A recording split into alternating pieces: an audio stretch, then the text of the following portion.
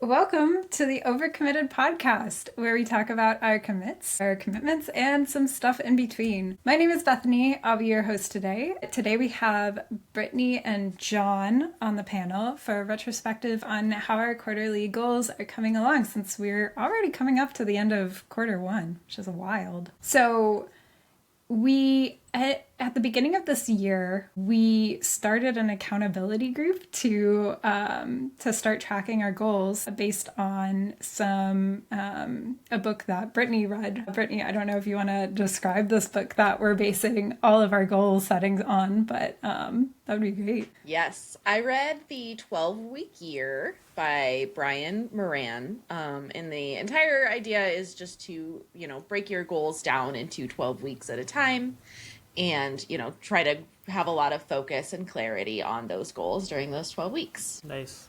I know we talked about, the accountability group at the beginning of the year, and I think one thing that inspired me was a tweet that I read at the end of last year. It's weird. I feel like I don't use Twitter. I don't use Twitter, anymore. But I feel it's like I feel weird saying that it's like a bad thing to be using Twitter. But anywho, so I read a tweet. I think Tim Urban. He's like an author, and he wrote something. He tweeted at the beginning of December 2024. He's like, what is one thing you could focus on for the rest of the month and make focused, demonstrable improvement that you'll sort of be proud of at the end of the year. And I was like, wow, that was it was a powerful tweet. And I was like, I should just do that the entire year. And I haven't really set explicit goals, and so I thought, why don't I try to think a little bit more about where I want to go and make a plan to get there. Yeah, I love that. It's really funny you all mention this because I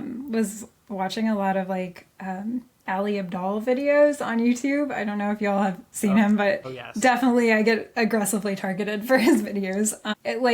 A lot of it is a little overkill for me personally, but I was thinking man, I wish I had more goals and stuff. And he talked a lot about quarterly goals and stuff. So it really aligned when we just started talking about what we wanted to accomplish this year. And it's good we have this group to really focus on things like that and hold each other accountable.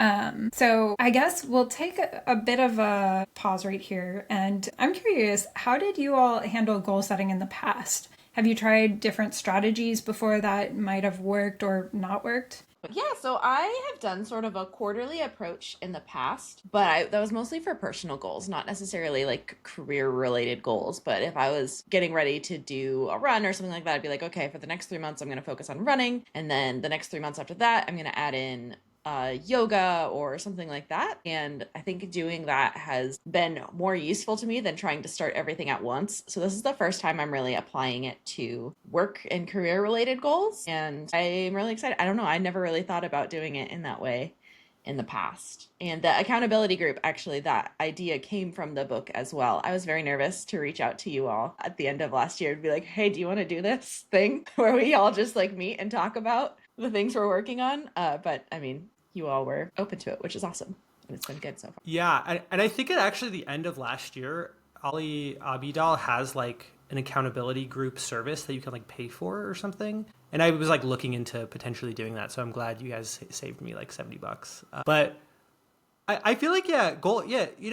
I feel a lot of my life, the kind of goal has been kind of obvious. In high school, I'm super focused on getting into college. That was sort of almost seemed predestined. There wasn't really anything else. In college, focused on getting good grades, right? Early in my career, it was just getting jobs and growing. And I think I feel in the last couple of years, I've reached a point where it's not as obvious, right? There's sort of an expanse in front of me, and I'm well, what do I want to be doing? So I think part of goal setting for me was also just thinking about values, thinking about where I want to go. And I think the last couple of years, I just haven't really had a set direction. It's I've just, I've been kind of taking things as they come. So I wanted to be a little bit more deliberate about how am I spending my time and what do I want to do in my life? That is very relatable. Yeah. And I think it's been similar with me for through college. I would set semester goals or whatnot. This semester I'm going to aim to do this, or this semester I'm going to do this. And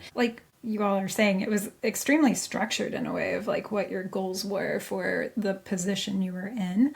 And since getting into a career, it's felt pretty aimless, and always admire other people that do really big things in their free time and just wonder how do you have time or energy and stuff. And it's been really helpful personally to just set a goal so I have things to choose in my free time when I feel, of course, rest is important, but like things to be like, okay, this will meaningfully put me in a direction that I want to go in. Yeah, so it's been a really good experience. Okay, let's get down to the meat of it. What did you all achieve this quarter? What are you proud of? So my primary goal for the quarter was to write a newsletter once per week, and I did it. I wrote it once per week, and I feel like I learned a lot throughout that process. I'm planning to continue that for the rest of the year and just layer on new goals as I go. But yeah, it was a lot of fun.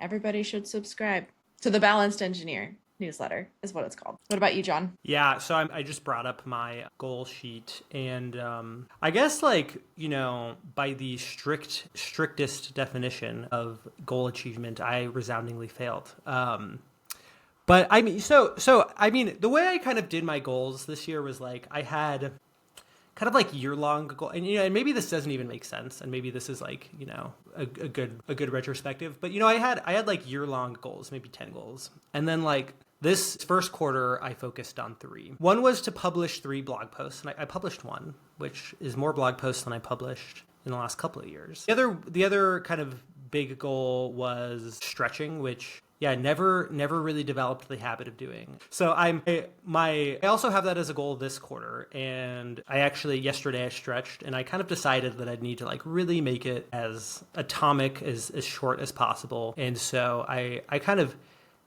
made that goal a little bit clearer. But in terms of my goals that like maybe I didn't specifically prioritize for this quarter, I actually did, achieve some of those. Like I read 4 books, which is I think the sum total of books I read last year. So that was great. I also like worked out a bunch. I wanted to work out 45 times. I worked out 43 times. And there were certainly times where like I didn't want to work out. And then I thought, well, you know what? This is like a goal. So I want to, so that was like sort of a good motivator. There were times where I had like free time and I thought, what should I do in my free time? Why don't I do something that's sort of in line with my goals, which was helpful. So I guess my spiel is, even if you totally fail at your explicitly stated goals, they can still have value. Definitely agree. Yeah, I'm in a similar position. I think I overcommitted what I wanted to do this quarter. I did accomplish some goals, but others I definitely did not fully accomplish, but it did give me a trajectory or a direction to go in, and I did make meaningful progress that I haven't made previously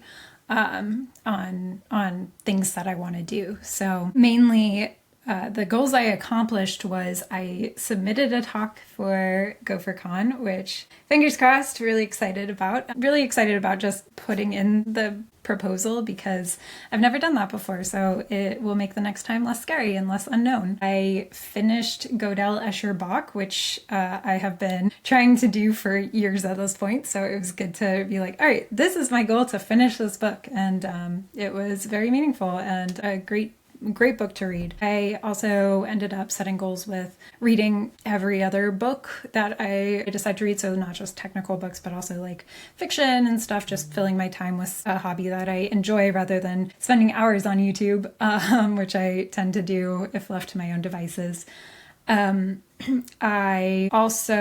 really want to make a blog, and I am definitely overthinking this whole strategy, but I really just want to design something that feels like me. And I've never been much of a front-end affiliated engineer. I've mostly been back-end. So I decided to start by learning more about design and being more thoughtful about design. So I purchased a course called The Art of Visual Design, which has been so far very good. And my goal was to make it to module 5, and I am nearly done with module 4. So I'm going to consider that accomplished.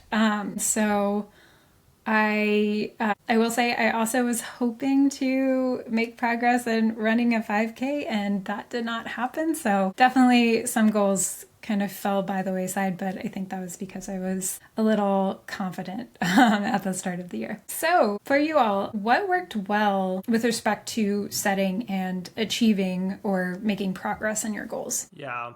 I mean, one huge thing is making it super specific. So like, goal, I want to be more flexible. Do this stretch for 5 minutes at this time every day. And I think that's been super helpful. Like make it measurable, which is, obviously like skews you towards goals that are like quantifiable, which, has flaws. But I think that's a big thing. And I'm a big, I'm incentivized by getting gold stars, basically. Getting like streak calendars really work on me. Yeah, I think what worked best for me was having, just one very achievable goal. It was something that I knew I could get, but I think having that momentum will make it easier later in the year as I start adding more things to it. Yeah.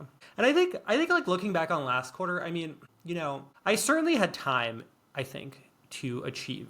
Like I could have written 2 more blog posts. I think like, and I could, stretching, right? So I think it's like part of me is like I should pare back the amount of goals, but I also think there's like habit formation, right? Like if you write every day or you stretch every day, and it's difficult to form more than one habit. So I think like intuitively, try to limit the amount of goals you're working on. I mean, definitely to 2 to 3. Maybe I just need to do one at a time. Yeah, this is a little bit of a spoiler, but I know that I'm planning to do more running in this next quarter. And for me, one of the things that I learned from reading Atomic Habits is when you want to build a habit like that, to just show up and do it every time. So I'm not setting like a minimum amount of time that I have to run each time. I'm just saying, hey, I'm going to run 3 times a week, which means that if I show up and I run for 5 minutes, I'm checking that box. Yeah. And, to help build the habit of hopefully in the future running more. Yeah, that part of Atomic Habits definitely stuck with me. That book honestly was just one of the most influential books I've ever read. 100% worth it. It is, I think, a big thing, good to give yourself grace. And especially we're not necessarily new to setting habits, but it's not like we've been doing this for a while. So I don't know about you all, but I definitely, it was growing a muscle just setting a goal and trying to commit to that goal. And so I think there was a sort of meta goal in all of this of just building a habit of setting goals and being goal-minded of how I spend my time. So I think it was a really good experience of just thinking in that way. I know after we decided, okay, we're going to goal set and do our accountability group, I think my goals changed like at least 5 times in the time period of January. So it definitely was a skill to just kind of figure out how to even set goals. And I agree, Brittany, I was definitely setting some goals that I knew I could achieve, like with reading books. That's what I do in my free time. But I was like, you know what? It was something I didn't do as much last year and I want to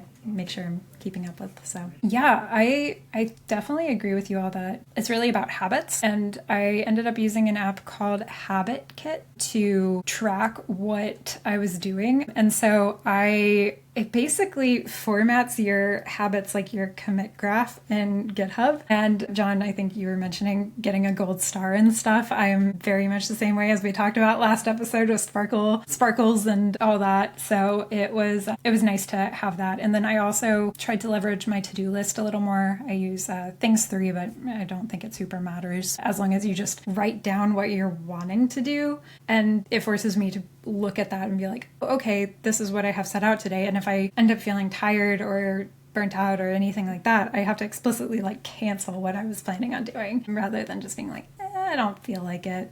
So I think this quarter was a lot about treating my to-do list a lot more seriously than I have in the past. Yeah. No, that's can be a whole nother topic, like to-do list optimization, I think. Yeah. And I think for me, this is kind of an aside, but being realistic. And I think this quarter, I definitely want to be a little bit, I want to be realistic about what I can achieve while still sort of pushing myself. That actually leads into my next question pretty nicely, but what are you all thinking about improving for next quarter in terms of how you're doing your goals or what you're setting out to do? Yeah, so I'm planning to continue writing the newsletter as a base goal, for sure. And I'll probably still track that the way that I've been tracking the rest of them, which I've been using an Obsidian template. I can probably post it on GitHub or something, just in case anybody wants to leverage that. But I am planning to do that. And then I'm also planning to run 3 times per week, like I already said. And I was really impressed with one of John's goals last time, which was about tracking the hours of machine learning knowledge. And so I want to do something similar to quantify something that I'm working towards. So I've submitted a few different proposals for talks this year, and I am a horrible procrastinator. And I know that if I don't go about having some sort of structure in the way that I prepare, then I will be preparing on the flight over to where I'm doing the talk. So I'm not going to do that. Instead, I am going to spend 1 hour per week working on my talks so that they're a little bit more polished. I just went to a really great conference last week, which was the Epic Web Conf, and every single talk was just so well done and so well polished. So now I'm like, man, I've got a fire lit under me to do something good. That's awesome. Like, yeah, the social seeing people do things that you want to do really well is super motivating. And just having gone to the offsite. So for listeners, last week I went to an offsite and got to hang out with some of my coworkers, which is unusual at GitHub because we're a fully remote company. But just seeing how smart everyone is and how knowledgeable really did kind of inspire me. I think for this quarter, I think one of the biggest goals I have, maybe my number one goal is like improving my mobility. And I'm like super stiff. I don't like stretching. It's not fun. And so I'm still kind of figuring out like, how can I really get myself to do it? I used to have a timer at 6 o'clock would go off and tell me to do it, but I didn't. So I think like doing it more during the morning, I like have a streak calendar app. And I think like, I think one thing is like rewarding myself afterwards. I think is like tying it to a reward and like doing it earlier in the morning is something I'm going to try. But I'll keep you all posted.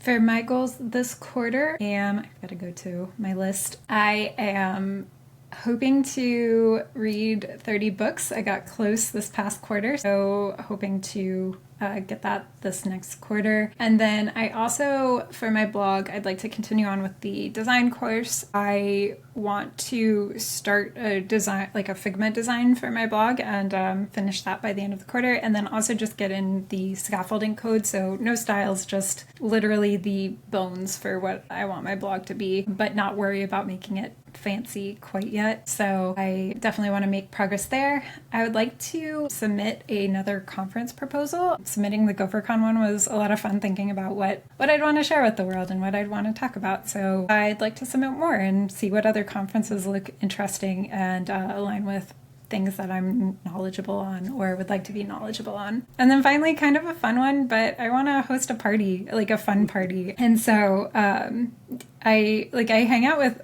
a small number of friends and groups. So I would really just like to do something fun to host a bunch of friends. So those are what I'm aiming to do this quarter. I think, did I mention I also want to run a 5K? I don't care how slow it is, but I want to do it. So yeah, I will probably try to at least build up some endurance there, starting out small with the 1% better, like Atomic Habits says. See how that goes, and we'll report back for sure. I think, John, what you're saying about timing is so aligns with what I need to get better about too. Like a lot of these things I can do in the evening when I'm after work. I can hammer out a conference proposal or do some research for that, or do the design course or read a book. But with working out, I overthink it every time. I'm like, oh, I'll get sweaty and then I need to take a shower, and when should I take a shower? And it's just, I overthink it. I overcomplicate it every time. So I think just putting it in my calendar and doing the thing is kind of what I need to do, and reporting back on how that goes to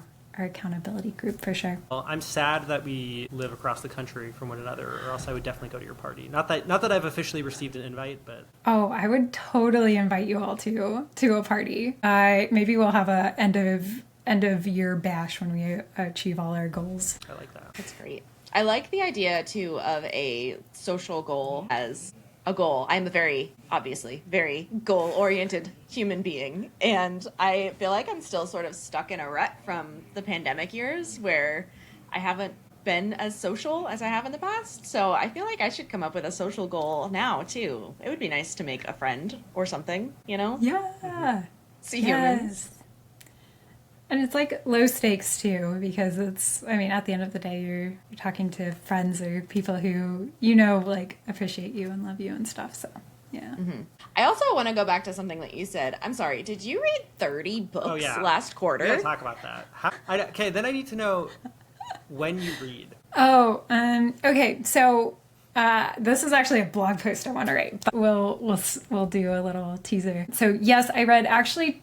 It's probably going to be 28 books. I'm counting the end of this week as the end of the quarter, but one, I just read for fun. It's like something I enjoy doing, and it is something that's just comforting. I also realized that, so I figure if Godel, Escher, and Bach, which is like 780 pages, counts as one book, I can count like tiny books or short stories as one book too. So I read a lot of like shorter stories. So we went to London a few weeks ago, and at the British Museum we just picked up a bunch of like these little small books on some of the big exhibits, and so I ended up reading those. There was like 6 of them, and there were maybe 100 pages, and they just were really interesting and something I wouldn't otherwise spend time learning about, and it was really cool. And then also like reading fun stuff as well, like things that aren't necessarily for your intellectual like gain, but are just like fun. So I've been trying to be more okay with reading things that isn't like highbrow or a tech book or anything like that, and that's helped keep like sustain the streak and stuff. But like last year I think I read like 24 books over the whole year, so it was actually, I looked back and I was like, whoa, I did not expect to read this much in this first quarter. So it was really cool. So hoping to actually hit that 30 number next quarter. That is incredibly impressive. Oh, thank you. I think, oh, go ahead. Or I was just going to say, and you read Gödel, Escher, Bach, which is a book I've started like 7 times, and it's just brutal. It's a brutal read. Really interesting, but brutal. Yeah, for that one specifically, I think you just have to like power through not understanding things. Also, I found some outlines or like summaries that were really helpful. So I would end up reading a chapter and being like, all right, this was a little too big brain for me. And then reading a summary of that chapter to kind of get the big points across and being like, okay, I'm set for the next chapter now. But it was a really good book. We're reading now Thinking in Systems, and I'm shocked by how much I reflect back on Gödel, Escher, Bach based on reading this Thinking in Systems book, which is also a really great read. Highly recommend for anyone who's looking for a tech-adjacent book. Yeah, I really like that one. I do all of my reading on the treadmill. I run and read at the same time, usually right after bedtime, because that is my only time with 3 young children to do anything. So I have to combine my goals together. That makes sense.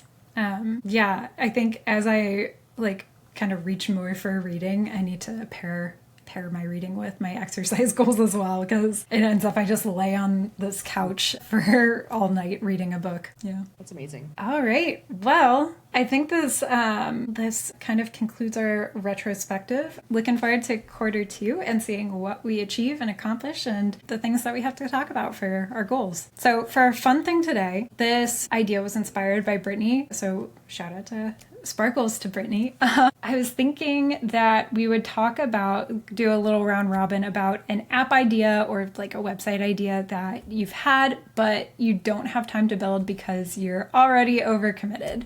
I actually, so the one app idea I've had for a while, and I'm like, I've had trouble like keeping in contact with people, like remembering birthdays, even like, keeping in contact with like friends. Actually, it's funny, this last week when I was in New York, I saw a friend from college that I last saw like 10 years ago. And so I wanted to create, like what I call Friend OS, like an operating system for friends. I still think it would be useful. It would be something that would like, kind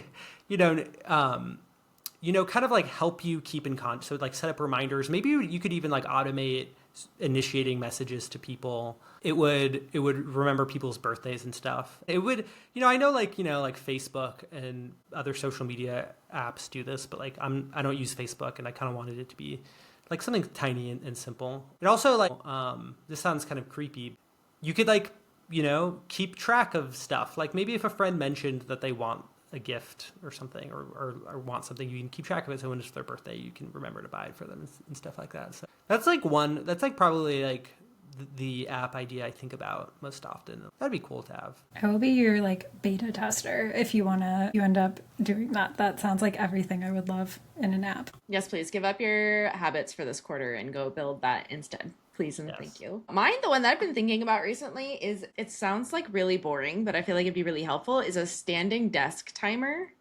And I say this because I know these exist, but I just haven't found one that you can like adjust the time appropriately and like track over time how much you're standing. I have a standing desk and I never stand up ever. I think a lot of people are in the same boat. You're Bethany, you're standing right now, right? Like, okay, I'm impressed. I never Probably use the first mine. time this quarter I've been standing, so Yeah.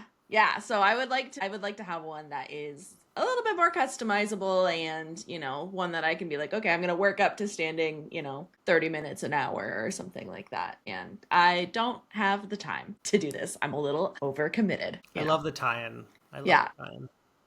What about you, Bethany? Okay, I might give two. So if anyone's looking to steal some ideas, please program these for me. I would say the first one, I also don't use Facebook anymore. And I despise logging into Facebook every day. Like I have Facebook for like Marketplace or my neighborhood Facebook group, but usually I just try to avoid it at all costs. But one thing I miss is Facebook events. And I think people just don't like use this very much anymore, but I miss having a space where you could say, hey, I'm having this event and I'm inviting these people, and they can invite other people, or they can invite other people, or it's private or it's public or whatnot. And you could post pictures there afterwards if like you took pictures and you might not know everyone. You could see the people who were there so you could friend them or like chat with them after. And so I just feel like there's such a gap in casual event planning apps nowadays. So I'd love something like that. And then the second one is, my family is a big Christmas list family. Like at Christmas time, we all like make our lists and like hand them out. And every time I have to create groups with everyone else besides one family member to be like, all right, what are you all getting each other? So I'd love an app that just automates that, or like says, hey, this gift is claimed. Basically like a wedding registry for regular events that aren't weddings. Have you heard of Partyful? No. Does this already exist? Well, so my sort of friends have been using, and I should say Partyful, not a sponsor. If you want to sponsor us, contact. We are open to be sold.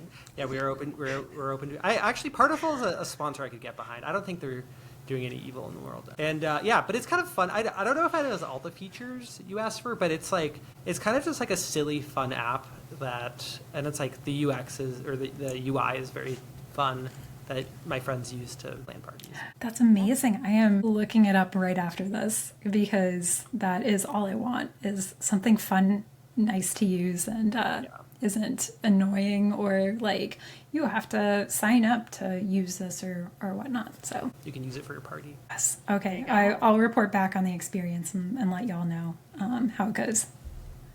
All right. Well, I think that's our time for this week. Thank you all for listening in to us chatting about our goals this quarter. Hopefully it inspired you to think about your goals this past quarter and what you might look for next quarter. Till then, keep committing. Bye.